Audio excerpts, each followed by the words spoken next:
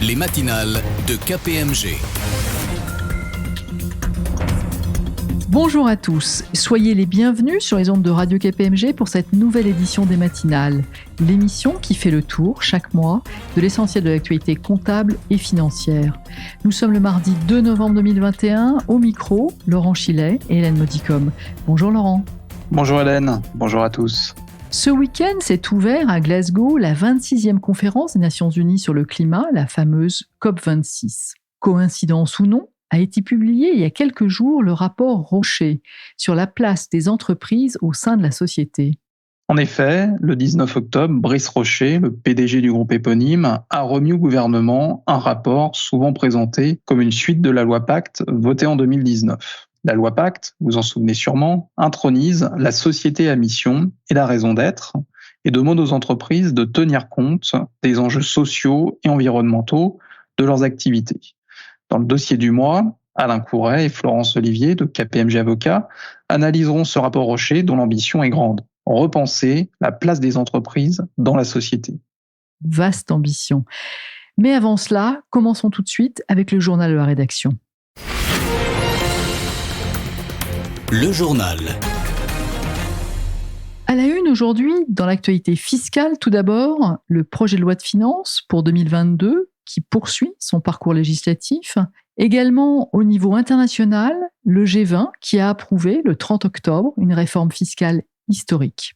Dans l'actualité réglementaire, ensuite, les régulateurs européens et français, l'ESMA et l'AMF, pour ne pas les citer, ont publié fin octobre l'un ses priorités et l'autre ses recommandations dans la perspective de la clôture 2021. Enfin, comme de coutume, nous refermerons ce journal avec les principales publications et événements KPMG du mois d'octobre. Commençons tout de suite avec l'actualité fiscale. Les parlementaires examinent actuellement le projet de loi de finances pour 2022. Où en est aujourd'hui le parcours législatif, Laurent ?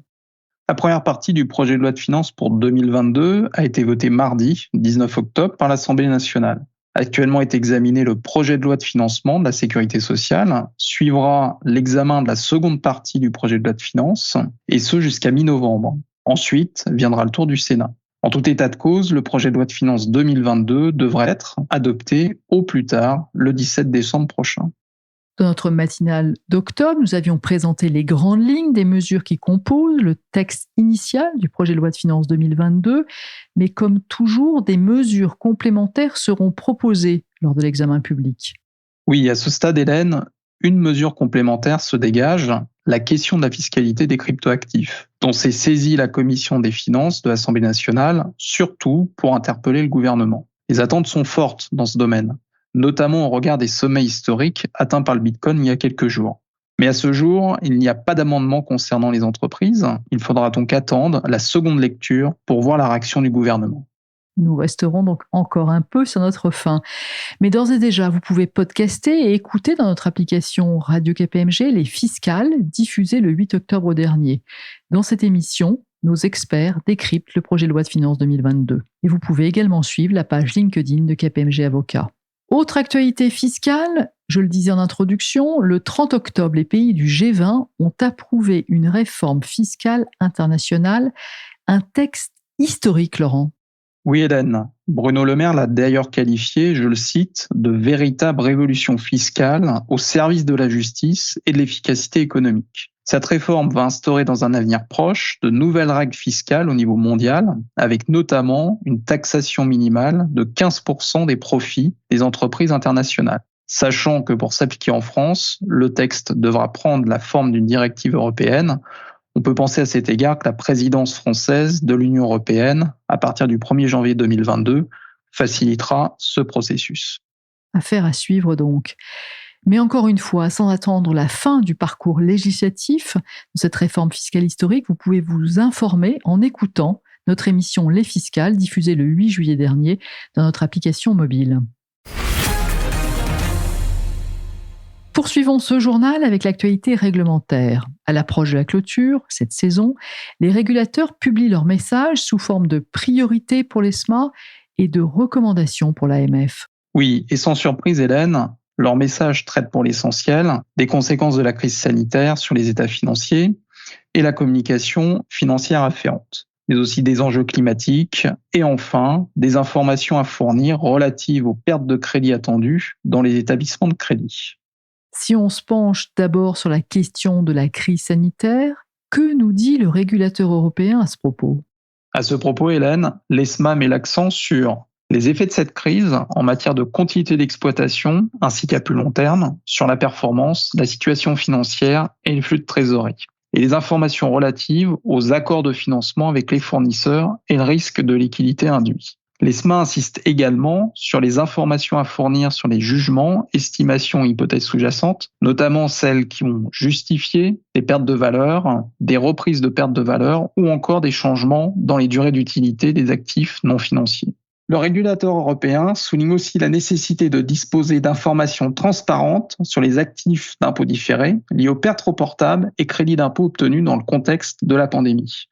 Et enfin, sur les informations relatives aux aides gouvernementales. Par ailleurs, l'ESMA renouvelle son message de prudence quant à la publication de mesures alternatives de performance ajustées des effets Covid-19 et rappelle à cet égard sa doctrine. Du côté maintenant des enjeux climatiques, que nous dit l'ESMA ? L'autorité européenne invite les préparateurs et les commissaires aux comptes à prendre en considération les risques climatiques significatifs dans les états financiers et insiste également sur la nécessaire cohérence de ces informations entre toutes les communications financières et extra-financières. Avec, on imagine, certains sujets de prédilection. Oui, les sujets de prédilection de l'ESMA en termes d'enjeux climatiques portent sur les durées d'utilité et les valeurs résiduelles des actifs immobilisés, les indices de perte de valeur, l'utilisation d'hypothèses tenant compte des risques en question et leur sensibilité, leurs impacts attendus sur les flux de trésorerie futurs d'un actif ou d'une unité génératrice de trésorerie, la nécessité de constituer des provisions pour risques, litiges, pénalités, remise en état ou encore restructuration, le traitement comptable des nouveaux mécanismes de droits d'émission de carbone et de gaz à effet de serre et, last but not least, la détermination de l'importance relative de ces risques en lien avec les dispositions d'IS 1 et du Practice Statement de l'IASB sur la matérialité. Et pour terminer, l'ESMA rappelle aux émetteurs l'obligation de reporting électronique au titre de l'exercice 2021 et aborde également certains sujets extra-financiers et insiste particulièrement sur certaines informations à fournir. Enfin, bien entendu, comme tous les ans, le régulateur français, l'AMF, reprend, Laurent, à son compte les priorités de l'ESMA qu'il complète au vu des contrôles effectués sur les états financiers. Tout à fait, Hélène. Rien ne change non plus de ce côté-là. Suite à sa revue cette année des états financiers de 72 sociétés cotées, l'AMF a mis en évidence les principaux sujets de recommandation suivants en termes d'informations à fournir. Les instruments financiers et les risques associés, le chiffre d'affaires, la présentation des états financiers, les tests de dépréciation, les impôts, les contrats de location et le tableau de flux de trésorerie. Et pour ceux que ça intéresse, ils peuvent retrouver l'exhaustivité de ces priorités et recommandations sur le site de l'ESMA et de l'AMF. Sur ces sites, vous pourrez également consulter le premier rapport de l'AMF publié mi-octobre et dont l'objectif est d'apporter un éclairage sur les démarches de neutralité carbone engagées par les entreprises, les actions qui en découlent et la manière de restituer les efforts entrepris. La clôture est maintenant toute proche, c'est donc le moment de se préparer activement, Laurent, à l'arrêté des comptes 2021. Oui, Hélène, et dans ce domaine, KPMG vous accompagne à double titre. D'abord, sur ces ondes, Emmanuel Parel, le directeur de la doctrine comptable, a transmis les messages clés dans notre matinale d'octobre. Ensuite, avec nos conférences arrêtées des comptes, qui se tiennent cette année sous format digital, en plusieurs épisodes diffusés au fil de l'eau, du 16 novembre au 1er décembre inclus, à suivre à distance et à votre guise. Et n'oubliez pas de vous inscrire à ces conférences afin de pouvoir accéder à tous nos contenus. Vous trouverez le lien d'inscription sur kpmg.fr ou dans notre application Radio KPMG. Avant de refermer ce journal, quelles sont les principales publications KPMG du mois d'octobre, Laurent ? J'en citerai deux. La lettre de la gouvernance, qui fait un focus sur la cybersécurité et les autres risques technologiques, et le traditionnel numéro 10 en bref du mois d'octobre. Toutes les publications externes sont bien entendu disponibles sur kpmg.fr. Ce journal est maintenant terminé et je vous retrouve tout de suite avec nos deux invités. Le dossier du mois.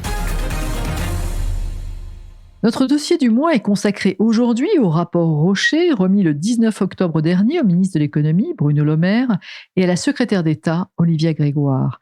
Un rapport intitulé « Repenser la place des entreprises dans la société ». Bilan et perspectives 2 ans après la loi Pacte. Avec mes invités Alain Couret, membre du conseil scientifique de KPMG Avocat et professeur émérite de l'école de droit de la Sorbonne, et Florence Olivier, avocate associée en corporate et M&A au sein de KPMG Avocat. Nous allons évoquer ensemble le contenu de ce rapport dont l'ambition apparaît grande, repenser la place des entreprises dans la société, rien moins que cela. Bonjour à tous les deux. Bonjour Hélène, bonjour à tous. Bonjour Hélène, bonjour à tous. On présente généralement ce rapport comme une des suites de la loi Pacte adoptée en mai 2019, une loi que nous avions décryptée avec vous Alain Couret en juin 2019 dans une édition spéciale des matinales, à écouter ou réécouter dans notre application mobile à Radio KPMG. Le sous-titre de ce rapport est clair, bilan et perspective 2 ans après la loi Pacte. Une remarque préalable tout de même. Il ne faut pas confondre ce rapport avec un autre document de France Stratégie, cette fois-ci publié également en 2021 sur le même sujet en gros. Le rapport Rocher, qui est un autre document diligenté dans le cadre d'une démarche différente, n'est pas redondant avec le premier. Il s'agit ici d'évaluer l'impact de ces outils en faveur d'un capitalisme plus responsable et d'identifier les voies d'approfondissement possibles dans la continuité des avancées de la loi Pacte. L'ambition est ici plus grande car elle témoigne d'une véritable volonté de faire essaimer des pratiques issues de la loi, mais demeurées parfois anecdotiques. Avant de s'immerger, si je puis dire, dans le rapport Rocher, peut-être serait-il bon, Florence, de rappeler à nos auditeurs ce que sont ces avancées de la loi Pacte. Oui Hélène, il faut se souvenir que le chapitre 3 de cette loi était intitulé « Des entreprises plus justes » et sa section 2 avait pour objet de repenser la place des entreprises dans la société. Ce chapitre a fait émerger une exigence nouvelle et a offert à la pratique 2 outils nouveaux. Si on commence par l'exigence, c'est l'obligation de prendre en compte les enjeux sociaux et environnementaux de leur activité par les sociétés qui figurent désormais dans le Code civil, l'article 1833. Et cette obligation pèse sur toutes les sociétés et même les plus petites. Ensuite, nous avons 2 outils nouveaux qui sont d'une part la raison d'être et d'autre part la société à mission. La raison d'être répond à la volonté d'aller plus loin dans la démarche ESG.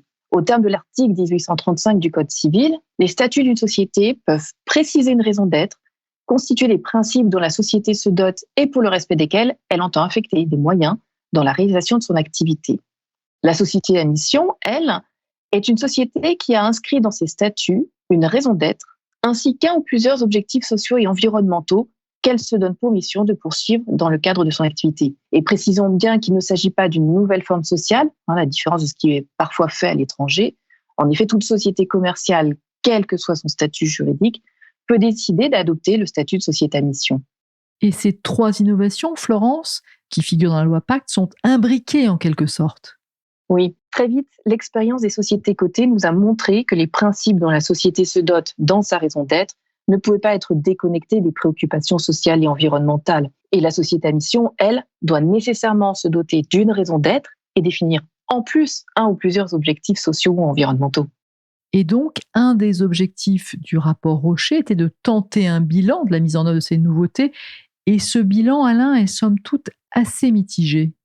Oui, Hélène, les ambitions du législateur étaient très grandes et les réalisations ne sont pas pour l'instant totalement à la hauteur. Si on prend le cas de la seule mesure impérative, à savoir l'obligation pour les sociétés de prendre en compte les enjeux sociaux et environnementaux de leur activité, elles souffrent quand même d'une méconnaissance bien réelle parmi les PME. L'ESG est surtout une affaire de grandes entreprises. Rien de très surprenant dans ce premier constat qui rejoint la perception intuitive que l'on peut avoir de la difficulté pour le responsable d'une petite entreprise de mettre une pratique derrière les mots. Le recours à une raison d'être demeure de son côté marginal. Une dizaine de sociétés du SBF 120 ont inscrit en 2020 une raison d'être dans leur statut, ce qui est modeste. Une 50aine d'autres ont adopté une raison d'être qui ne fait pas l'objet d'une formalisation statutaire. Et c'est vrai que la tentation est vive de procéder ainsi, ce qui permet de contourner les obligations légales qui s'attachent à une raison d'être statutaire, à savoir l'adoption en assemblée générale extraordinaire, l'obligation pour le conseil d'administration ou le conseil de surveillance de prendre en considération cette raison d'être, l'obligation d'affecter des moyens pour la mise en œuvre de celle-ci. Marginal, le recours à la raison d'être est également caractérisé par une certaine ambiguïté. Sous cet angle, le risque que l'adoption d'une raison d'être soit perçue comme une pure opération de communication est assez bien identifié aujourd'hui. D'après une enquête BVA faite en 2021, près de 46% des dirigeants estiment que cette adoption correspond avant tout à une opération d'affichage et que les modes de contrôle ne garantissent pas l'organisation d'actions concrètes. Et enfin, la société à mission reste encore anecdotique. On compte aujourd'hui 257 sociétés de ce type, dont une cotée en l'espèce Danone. Les déboires de l'ancien dirigeant de cette dernière ont évidemment quelque peu cassé la dynamique de création des sociétés de ce type, au moins dans la sphère des entreprises cotées.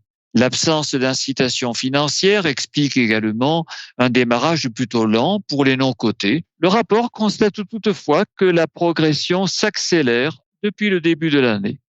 On peut donc espérer qu'un plus grand nombre de sociétés aient adopté ce statut en 2021.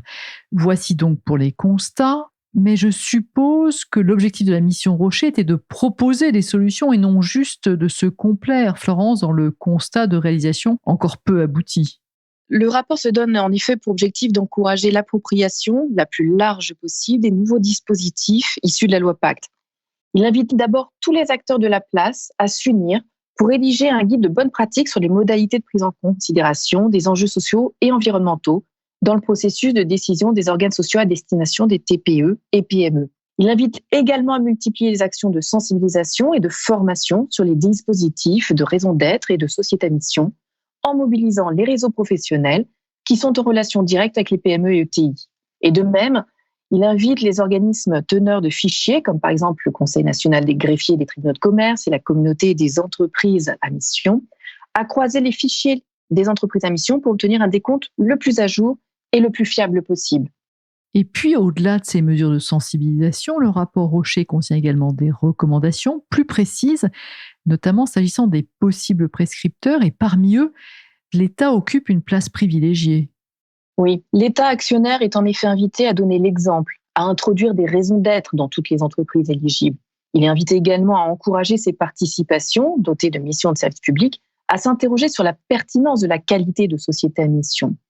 En fait, le ministre de l'Économie et des Finances, Bruno Le Maire, avait déjà demandé en septembre 2019 que les sociétés dans lesquelles l'État est investi, directement ou indirectement, se dotent d'une raison d'être en 2020. Il n'a cependant été que partiellement entendu. Et ce qui vaut pour les participations étatiques pourrait valoir également pour les EPIC, les établissements publics à caractère industriel ou commercial, qui pourraient être invités à se doter d'une raison d'être. On sait qu'il s'agit d'une population qui est très diversifiée, par exemple la RATP, le CNES, l'INA, la Monnaie de Paris, l'Opéra de Paris, etc. Une précision importante, les entreprises à mission sont nécessairement des sociétés. N'est-ce pas, Alain, un peu restrictif? Et pourquoi cette limitation? Alors, en fait, Hélène, la restriction est double. Société, oui, mais pas toutes les sociétés. Le statut est dans le code de commerce, non dans le code civil, dont sont écartées les sociétés civiles. En pratique, sont exclues les sociétés civiles de profession libérale, les sociétés d'avocats, de notaires, de médecins. De même, sont exclues les sociétés civiles immobilières. On peut douter ici de l'existence d'un vaste gisement, mais rien à vrai dire ne peut justifier que ces sociétés soient exclues. Sociétés, mais rien que les sociétés, effectivement. Et par exemple, s'agissant des associations, on pourrait penser, bien sûr, a priori, qu'une association n'ayant pas de but lucratif est de par sa nature même dotée d'une mission. Pourtant, ce n'est peut-être pas aussi évident et le rapport semble favorable à ce que les associations soient éligibles. Pour mémoire, les écoles de management peuvent se doter d'un statut qui les assimile à des sociétés commerciales et qui leur permet d'accéder au statut de société à mission. C'est le statut d'établissement d'enseignement supérieur consulaire. Un bon exemple est celui de l'école de management de Grenoble, dont le directeur nous a récemment parlé ici sur cette antenne. Dans l'émission Café et Chocolat, produite en partenariat avec l'ESSEC. Il faut sans doute promouvoir ces innovations de la loi Pacte, mais ne risque-t-on pas, Florence, de voir se développer de manière outrancière ce que le rapport qualifie lui-même de purpose washing ou encore de mission washing, sans traduction réelle dans la vie de l'entreprise? Si, Hélène, et c'est un vrai risque. C'est pour ça que toute une partie du rapport est consacrée à ce qui devrait être fait pour conjurer ce risque. Le risque est évident pour la raison d'être qui se prête plus particulièrement à ce purpose washing. Le coût d'adoption d'une raison d'être peut sembler très faible. La majorité des sociétés se gardent de l'inscrire dans ses statuts. Et en outre, rien n'interdit de retenir une formule très vague qui n'engage à rien de précis. Par exemple, une grande société de transport s'est donnée pour raison d'être apporter à chacun la liberté de se déplacer facilement en préservant la planète. Une raison d'être assez noble. Et donc, que recommande le rapport Rocher pour concrétiser cette raison d'être et éviter de se complaire dans une attitude de purpose washing? Le rapport recommande aux sociétés dotées d'une raison d'être à la décliner dans leur stratégie, ainsi que dans la conduite opérationnelle et concrète de ces activités. Le rapport recommande également de rendre compte une fois par an aux actionnaires de l'apport de la stratégie et des résultats correspondants à la raison d'être. Et un aiguillon efficace pour la réalisation de la raison d'être pourrait résider dans le fait de conditionner une fraction de la rémunération variable des salariés et dirigeants d'entreprise, une cible minimale de 20%, qui serait basée sur des critères extra-financiers objectifs et en ligne avec la dite raison d'être. Et d'ailleurs, ces propositions reprennent pour une large part ce qui avait déjà été formulé par l'AMF. Lorsqu'on parle de ce rapport, on l'associe généralement à la société à mission, et notamment parce que la société Yves Rocher a été une des toutes premières sociétés à mission. Mais Alain, comment dépasser les réticences qui demeurent sans toutefois vouloir les dépasser trop vite? Oui, Hélène, le rapport est conscient de ces réalités. Alors certes, la société à mission doit être une forme exigeante quant à l'accomplissement de la mission, sans toutefois perdre de vue les contraintes économiques et l'intérêt social. En effet, un engagement par trop volontariste ne risque-t-il pas de menacer les équilibres de la société? Une proposition formulée par le rapport Rocher tend à obliger les sociétés à mission à publier, à partir de 2027, un rapport de durabilité. Ce document devra permettre de démontrer que la poursuite de la mission n'emporte pas de préjudice important pour d'autres facteurs de durabilité. Mais est-ce en augmentant les obligations que l'on va vraiment motiver les chefs d'entreprise hésitants? Ça peut sembler paradoxal, Florence. Oui, et une des raisons d'hésiter à choisir cette forme résiderait pour certains dans l'idée d'une responsabilité accrue. Et à vrai dire, la loi a multiplié les garde-fous et l'accroissement de responsabilités nous paraît théorique. On sait que la société à mission, d'abord, doit être dotée d'un comité interne en charge du suivi de l'exécution de la mission. Mais la collaboration entre le comité de mission et les organes de gestion et d'administration de la société mérite d'être précisée et formalisée. Faut-il en faire un comité du conseil d'administration, au même titre que le comité d'audit ou le comité des rémunérations? Le rapport ne va pas jusque-là. Ensuite, la société doit faire vérifier par un organisme indépendant, l'OTI, la bonne satisfaction des objectifs sociaux et environnementaux. Règne actuellement un flou concernant le rôle et le périmètre de l'OTI, qui, à notre sens, pourrait être clarifié par une meilleure rédaction des lettres de mission. Et enfin, le coût de ces missions peut être dissuasif pour certaines entreprises. En clair, il ne faudrait pas que les contraintes dépassent l'opportunité de la société à mission. Au fond, Alain, qu'est-ce qui peut motiver une entreprise à choisir une raison d'être et à devenir une société à mission? Améliorer son image. L'enquête de France Stratégie nous apprend en effet que pour 55% des dirigeants, la principale motivation pour se doter d'une raison d'être serait d'améliorer l'image de l'entreprise. Pour 49% d'entre eux, il s'agirait de motiver les salariés et pour 48%, d'agir de manière plus responsable. Pour cela, le rapport Rocher identifie les principales motivations qui peuvent conduire à créer une société à mission. Son caractère fédérateur, la démarche resserre le lien entre les diverses parties prenantes de la société, sa contribution à l'intelligence collective et à l'innovation, sa capacité à aligner les enjeux qui permettent ensuite aux dirigeants de fixer un cap dans des conditions largement acceptées. Nous l'avons dit au début de cet entretien, ce rapport a été remis il y a quelques jours, le 19 octobre dernier. Mais quelles sont, Alain Couret, les prochaines étapes? Est-il prévu de donner suite à ce rapport? Hélène, les pouvoirs publics sont sollicités, on l'a vu, et il leur appartiendra d'aller plus loin s'ils le souhaitent. Pouvoirs publics nationaux d'abord, avec l'État actionnaire, dont on a vu qu'il était invité à promouvoir la raison d'être auprès de ses participations. l'État est également invité à apporter des encouragements fiscaux pour doper une technique dont nous n'avons pas parlé et dont l'insuccès à ce jour est patent. Il s'agit du fonds de pérennité, innovation de la loi Pacte et qui s'inscrit dans la famille des fondations. Il s'agit aussi des pouvoirs publics européens. Le rapport émet le vœu que toute société européenne se dote d'une raison d'être et que la Commission européenne intègre à l'initiative qui est en cours sur la gouvernance d'entreprises durables la prise en considération des enjeux sociaux et environnementaux. En tout état de cause, l'horizon de réalisation de ces vœux nous paraît assez proche. Et cela nous donnera l'occasion de vous réinviter à ce micro lors de prochaines émissions. Un grand merci à vous deux, Florence Olivier et Alain Couret, pour vos éclairages sur ce rapport qui fera date sans doute. Cette émission se termine maintenant et nous vous retrouverons avec grand plaisir le mardi 7 décembre prochain. À très bientôt sur nos ondes. Les matinales de KPMG.